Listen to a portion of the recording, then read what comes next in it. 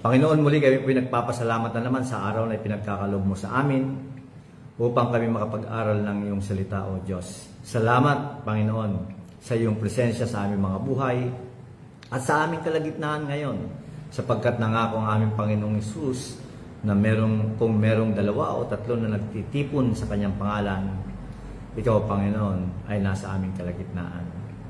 We welcome your presence, Father. We welcome your presence, Jesus. Kami pinagpapasalamat na ipinadama mo ang iyong pag-ibig, ang pagmamahal mo sa amin.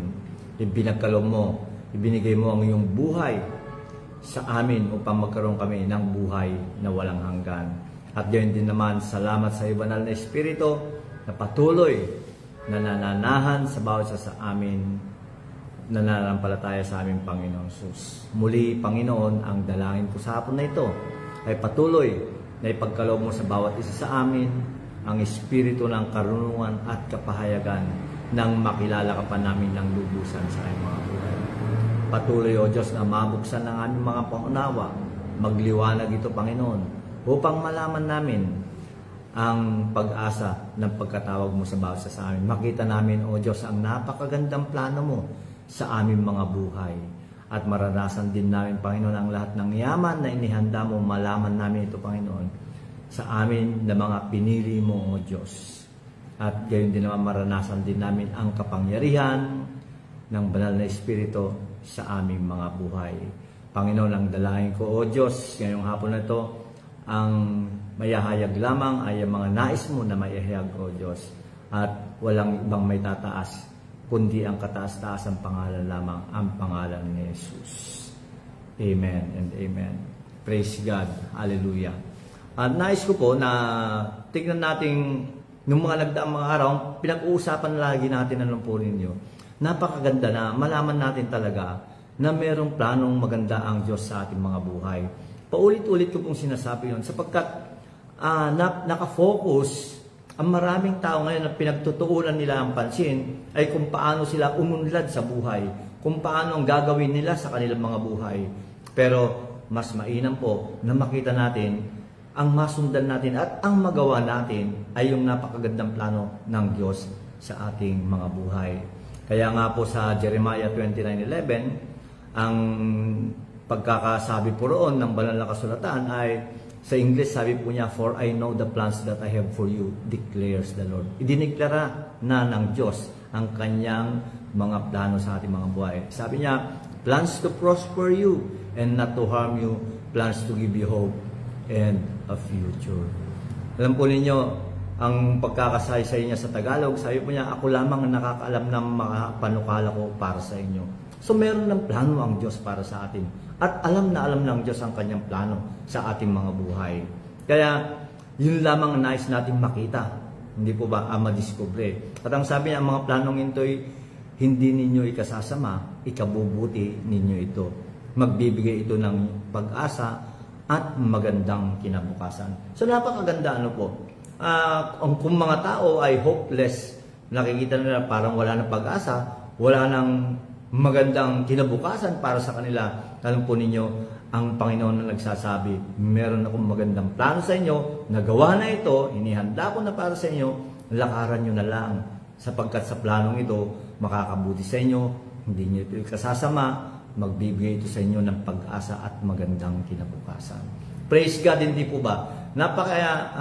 Ihinam po at talagang mararanasan natin, mararamdaman natin yung comfort, yung pag-aaliw ng banal na Espiritu ng Diyos sa atin na malaman natin na kahit ano ba ang nangyayari sa ating buhay, kahit ano pa ang nangyayari sa ating paligid, nandyan ang Diyos na nagsasabi sa bawat isa sa atin, "Anak, napakaganda ng plano ko sa buhay mo."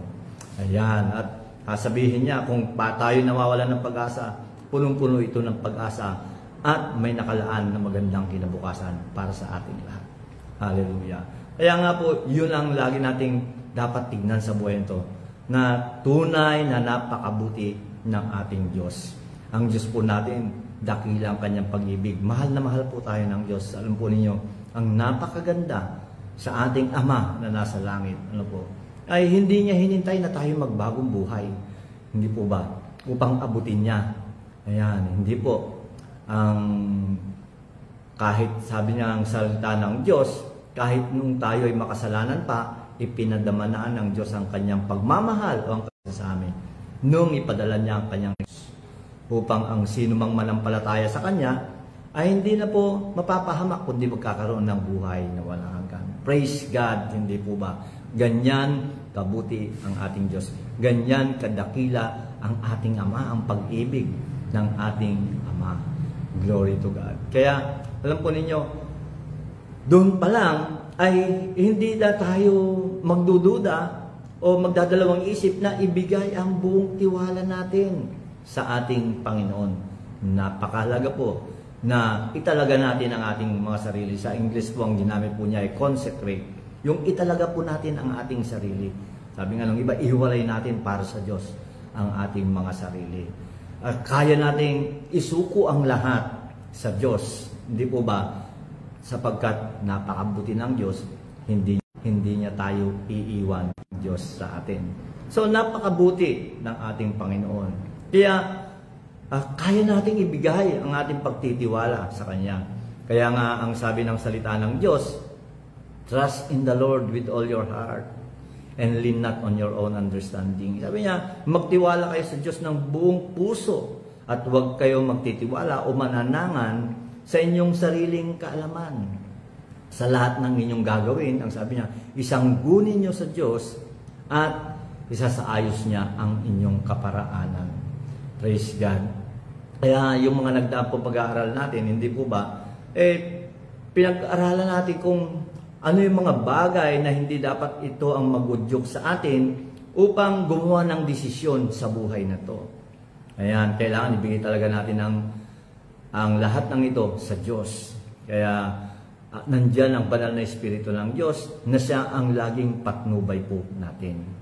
Ayan, napakabuti ng ating Diyos sapagkat kahit nung umalis ang ating Panginoong Hesus sa mundong ito, ipinadala niya ang kanyang banal na Espiritu upang manahan po sa atin na nananampalataya sa ating Panginoong Hesus. Kaya ulitin ko muli, alam po ninyo, para ikaw ay maging anak ng Diyos, para pagharian ka ng Diyos, napakasimple lamang, kilalanin mo, tanggapin mo ang Panginoong Hesus sa iyong buhay at sa iyong puso. Hindi po ba? Yung bang tanggapin mo, yung ginawa niyang sakripisyo, yung kamatayan niya, maniwala ka na siya ay namatay sa krus para sa iyo at siya ay muling nabuhay para bigyan ka ng buhay na walang hanggan. Ayan, pag pinapasok mo ang Panginoong Hesus sa iyong puso, naku po, sasabihin ko po sa inyo, nandyan na ang banal na Espiritu na handa na lahat ng pangangailangan mo na wisdom, knowledge, understanding, alam po, lahat ng kaalaman ay pagkakalob niya sa iyo habang ikaw patuloy nagtitiwala sa Kanya. So, ibigay natin ang ating buong tiwala sa ating Panginoong Diyos. Ibigay natin ang buong tiwala sa banal na Espiritu ng Diyos na siya ang patuloy na magiging patnubay at gabay natin sa ating araw-araw na pamumuhay. Praise God. At of course, ang sabi ng salita ng Diyos, ang sabi ng Panginoong Hesus, ako'y naparito para bigyan ko kayo ng buhay, isang masagana at kasiyasiyang pamumuhay. Kaibigan, kung ano man ang pinagdaraanan mo ngayong panahon na ito ng iyong buhay, sasabihin ko sa iyo, mahal na mahal ka ng Diyos. Namatay ang Panginoong Hesus para sa iyo. Namatay ang Panginoong Hesus para sa akin. Namatay ang Panginoong Hesus sa sangkatauhan. Sa lahat ng tao sa mundong ito na naipangalak na bago pa dumating ang Panginoong Hesus dito, at sa mga may papanganak pa, namatay si Kristo para sa ating lahat. Ganyan kabuti ang Diyos. At hindi lamang po yun, ang napakainam puri at napakaganda. Lahat ng pagkakasala, lahat ng kasalanan ng mundong ito ay naipako na sa krus kasama ng ating Panginoong Hesus. Binayaran na ng Panginoong Hesus ito para sa bawat isa sa atin. Ganyan kabuti ang Diyos. Hindi niya na tayo sinisingil sa ating mga kasalanan na iniisip ng maraming tao. Na pero kung merong hindi mabuting nangyayari sa kanilang mga buhay, ang sinasabi nila, sinisingil ako ng Diyos. Pinagbabayad na ako ng Diyos sa aking mga kasalanan. Hindi po, bayad na po ang kasalanan ng mundong ito. Binayaran na ng banal na dugo ng ating Panginoong Jesus. Praise God, hindi po ba? So, makikita po natin na kaya nating ipag-ibigay ang tiwala natin sa Diyos, sa Ama natin na nasa langit na napakabuti. Ayan, kaya kaya nating ipagtiwala ang lahat ng gagawin natin sa buhay na ito sa banal na Espiritu ng Diyos na nananahan sa bawat isa sa atin na nanampalataya sa ating Panginoong Jesus. So, ulitin ko po, napakainam sa isang tao na magkaroon siya ng personal na relasyon sa ating Panginoong Jesus. Pag nagkaroon siya ng personal na relasyon sa ating Panginoong Jesus, patuloy sa naihahayag ng Diyos ang napakagandang plano niya sa ating mga buhay. Okay, so pakita po natin, kung minsan, parang nagdududa tayo, parang ayaw natin maniwala kung gaano kabuti ang Diyos. Alam po ninyo na napakadakila ang kabutihan ng Diyos. Kung titignan lamang po natin sandali, sa mga awit, babasahin ko po sa inyo. Sa mga awit, sa Psalm 31 verse 19, ito po ang pagkakasaysay niya. Sa English ko po babasahin. Sabi po niya, "Oh, how great is your goodness, which you have laid up for those who fear you, which you have prepared for those who trust in you in the presence of the sons of men." Sabi niya, napakadakila o Diyos ng iyong kabutihan. Di po ba? Talagang dakilang dakila po ang kabutihan ng Diyos. Ang napakaganda po rito, hindi nagbabago ang kabutihan ng Diyos. Hindi yung merong mood ang Diyos na hindi maganda ang gising niya ngayon, kaya nagbabago ang kanyang kabutihan. Hindi po. Ang kabutihan ng Diyos ay hindi nagbabago. At ang sinasabi niya po rito sa kanyang salita, sabi niya, how great is your goodness, which you have laid up for those who fear you, which you have prepared for those who trust in you. Inihanda na ng Diyos ang lahat ng bagay sa atin. Ganyan po kabuti ang Diyos sa atin.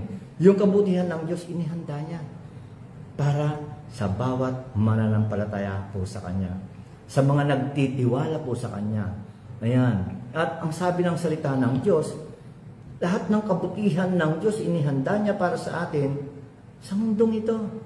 Ayan. Kung minsan iniisip ng maraming tao, mararanasan lamang natin ang kabutihan ng Diyos kapag nasa kabilang buhay na tayo. Hindi po. Habang narito tayo sa mundong ito, nais ng Diyos na maranasan natin ang dakilang kabutihan po niya. Ayan, inihanda po niya yon para sa bawat isa sa atin. So nakahanda na ang kabutihan ng Diyos sa bawat isa sa atin. Di po ba? Kaya doon pa lang, ito na sana ang mag-uudyok sa atin upang sa gayon ay patuloy tayong magtiwala sa Kanya.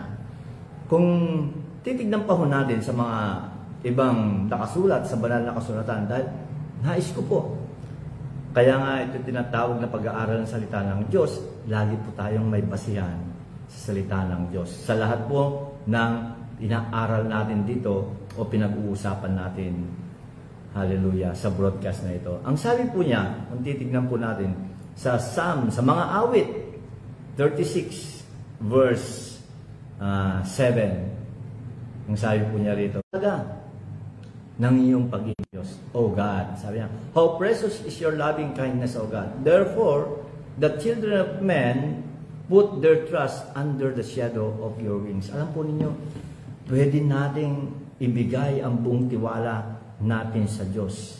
Ayan, sabi nga, sa ilalim ng pakpak ng Diyos. Grabe ano po, katulad po ng mga inakay, ito yung pinapakita niya, katulad ng yung mga sisi, yung mga inakay, ay saan sila kumukuha ng lilim, saan sila kumukuha ng proteksyon? Sa ilalim ng pakpak ng nanay po nila. Ganun ang Diyos sa atin na pwede tayong magtiwala na nandyan lang lagi ang ating Panginoon. At alam po natin, ang sabi nga niya, His loving kindness is great. Dakila ang kanyang pagmamahal. Po ninyo, yun ang isang bagay, ano po, kung meron tayong magulang Kung may tatay tayo, kung meron nanay po tayo, at naranasan po natin yung kanilang pag-ibig, hindi po ba, o may mga ibang tao na naranasan natin ang kanilang pagmamahal sa bawat isa sa atin. Alam po ninyo, masigit pa ang pagmamahal ng Diyos sa bawat isa sa atin. Praise God, hindi po ba? Yes, mahal tayo ng ating mga magulang, pero alam po ninyo, kung yun ay kumbaga ito ay nakuha lamang nila sa karakter ng ating Panginoong Diyos. Ayan.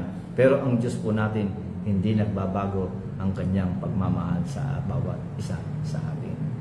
Ayan. Ganyan po kabuti ang Diyos. Kaya, ano man ang pinagdadaanan natin sa buhay, magtiwala po tayo sa ating Panginoon sapagkat dakila ang kanyang pag-ibig, mahal na mahal ka ng Diyos. Kaibigan, kung minsan niisip mo walang nagmamahal sa iyo, nandyan ang Panginoong Diyos, nandyan ang Panginoong Hesus, nandyan ang banal na Espiritu ng Diyos na patuloy na ipinapadama nila ang kanilang dakilang pag-ibig sa iyo at sa bawat isa sa atin. Praise God!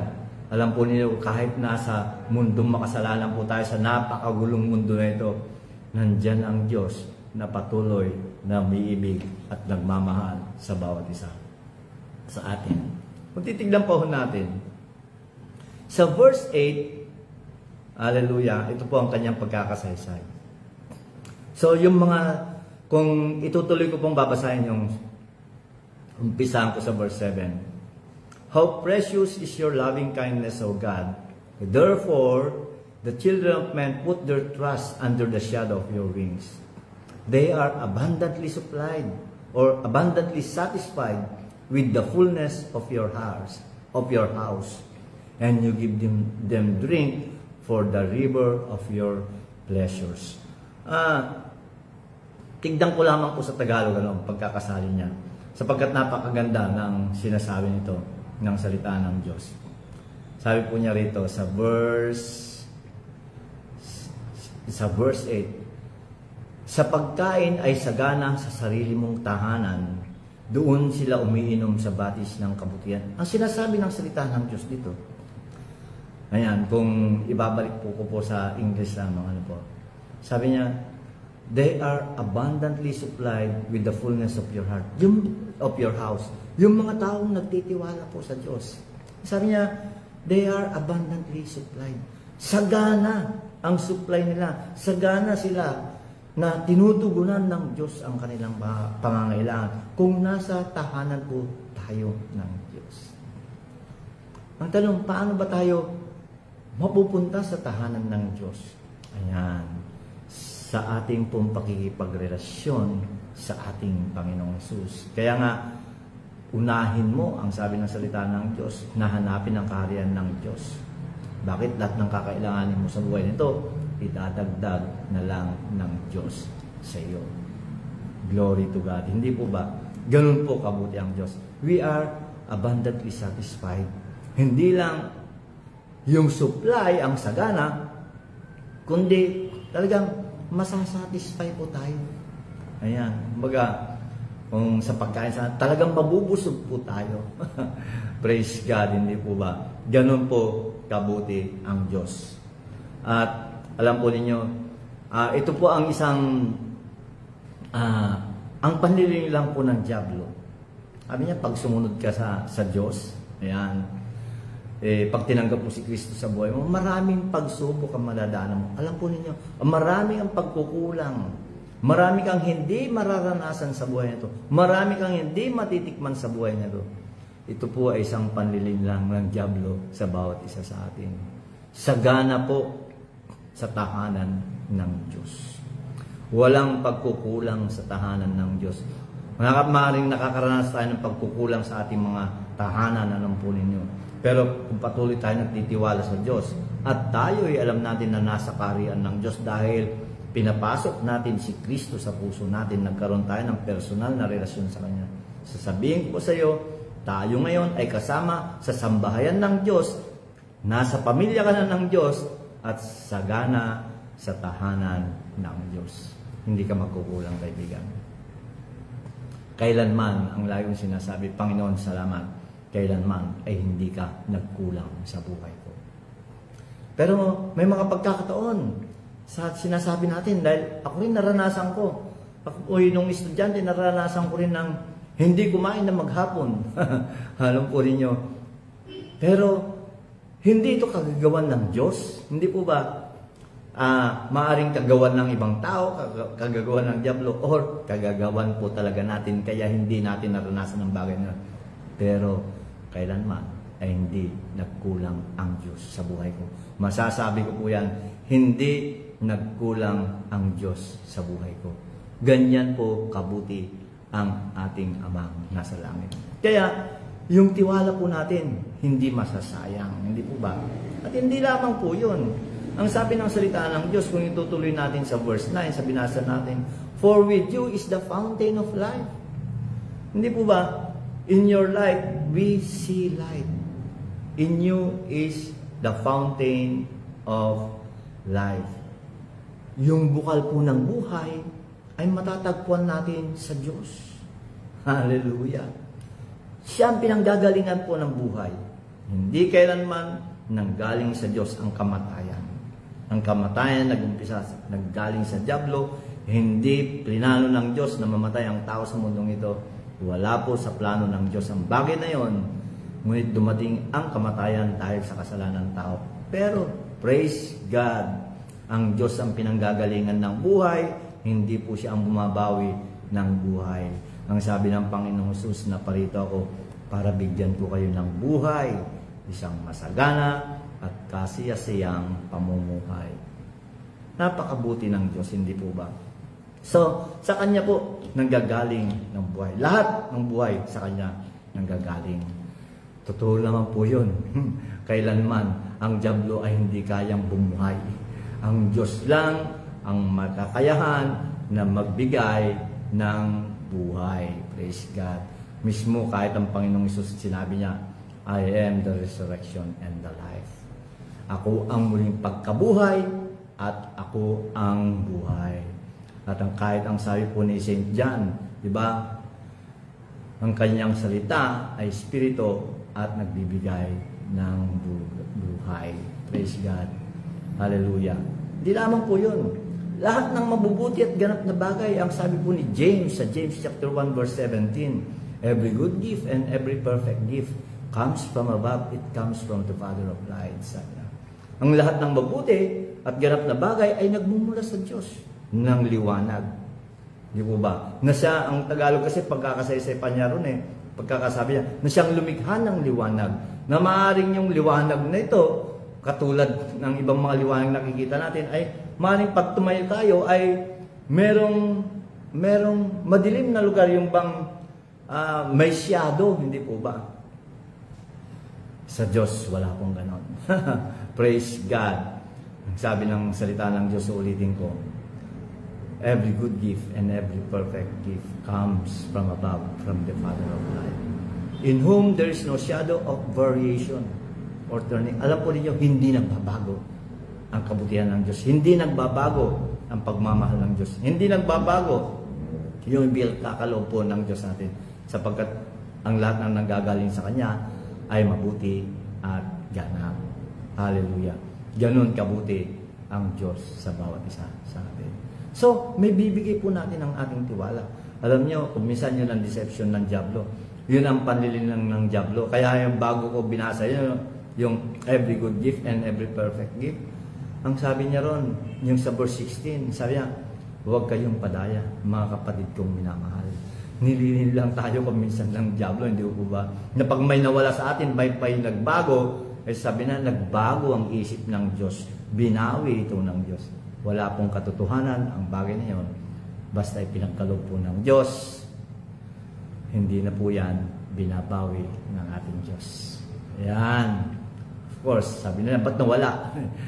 Kasalanan na ng tao ang bagay na yan. Hindi po ba? So, siyang nagbibigay ng mabuti at ganap na bagay. Praise God. Ano po? At hindi lamang po yun. Natatandaan po ninyo, ang sabi ng Panginoong Hesus sa kanyang mga alagad, sa Lucas, sa Luke 12:32, ang sabi po niya ron ay, "Fear not." Sabi niya, For it is your Father's good pleasure to give you the kingdom. Sa verse 31, ang sabi niya, huwag kang mag-aalala kung ano yung kakainin mo. Sabi niya, unahin mo na pagharian ka ng Diyos. At hanapin ang kanyang katwiran. At lahat ng ito dadagdag sa buhay mo. Katulayan, sabi niya rito, it is the Father's good pleasure to give you the kingdom. Hallelujah. Tingnan nga natin, anong pagkakasaysay po niya sa Tagalog, ano po? For it is your Father's good pleasure to give you the kingdom. Ang sabi po ng salita ng Diyos. Sa Lucas, tignan po natin sandali. Luke. Okay. Saint Luke. Sandali lamang po. Yan. 12 verse 32. Ito po ang kanyang pagkakasabi. Huwag kayong matakot, munting kawan, sapagkat ikinalulugod ng inyong Ama na ibigay sa inyo ang kaharian. Pero po ninyo, sabi niya, ikinalulugod ng Ama na ibigay sa inyo ang kaharian. Kaya, yung pagtitiwala natin, ibigay po natin sa Diyos. Hindi kailanman magkukulang tayo sa buhay.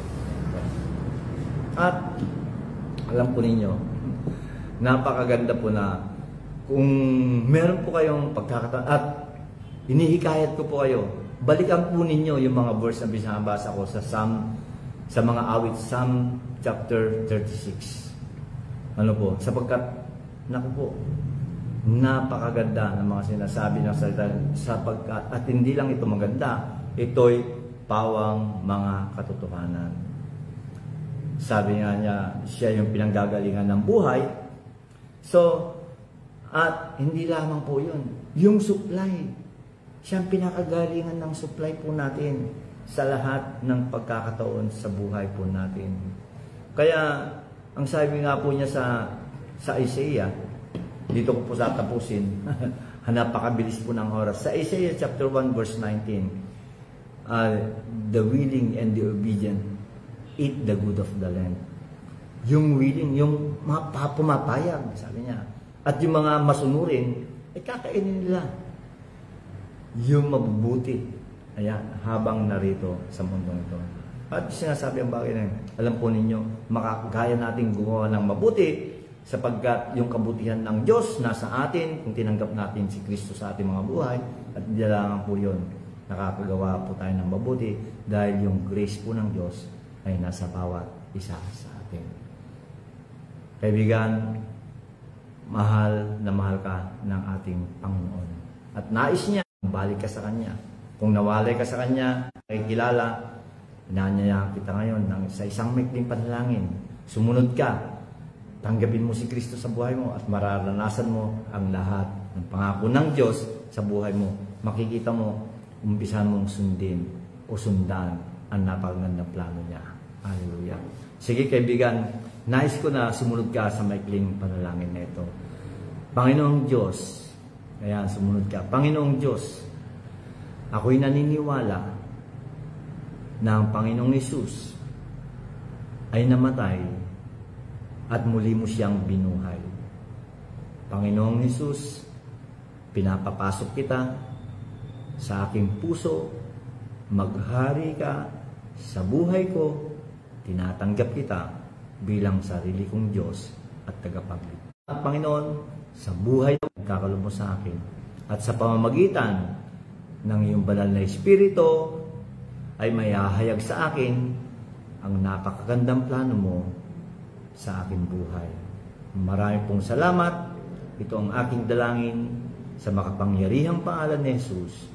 Amen and amen. Praise God. Alam po ninyo, kung kayo'y sumunod sa maikling panalangin na yun, naniniwala ako na meron ka lang bagong relasyon sa ating Panginoong Diyos. Ayan, ikaw na ngayon ay naging bagong nilalang. Ayan, praise God. At ang plano ng Diyos ay handa ng mahayag sa iyong buhay. Sige po. Hallelujah. Napakabuti po ng Diyos. Panginoon, muli maraming pong salamat sa kabutihan mo sa aming mga buhay. Ang dalangin ko po, O Diyos, patuloy na masundan namin ang magandang plano mo at patuloy na pag-ibigay namin ang buong tiwala namin sa iyo, Panginoon, sapagkat tunay, O Diyos, na ikaw ang Diyos na punong-puno ng pagmamahal, ikaw ang Diyos na may dakilang pag-ibig, ikaw ang unang nagmahal sa bawat isa sa amin. At hindi mo kami iniiwan, hindi mo kami pinapabayaan. Panginoong Hesus, muli, maranasan namin sa buhay namin ang pangako mo na isang kasiyasiya at masaganang pamumuhay. Ito po ang aming dalangin sa iyong makapangyarihang pangalan ni Jesus. Amen and amen. Praise God. Kung wala po kayong pinupuntahan na Christ-Centered Church, inaanyayahan ko po kayo tuwing linggo, alas 10 po ng umaga, nandun po kami sa Fisher Mall, sa Cinema 3. Ang Fisher Mall po ay nasa along Quezon Avenue, corner Roosevelt Avenue na FPJ Avenue na po ngayon. Ulitin ko po, 10 o'clock a.m., Cinema 3, Fisher Mall along Quezon Avenue, corner Roosevelt Avenue, Quezon City. Maraming salamat po sa inyong lahat. Pagpalain po kayo ng Diyos. Bye-bye po.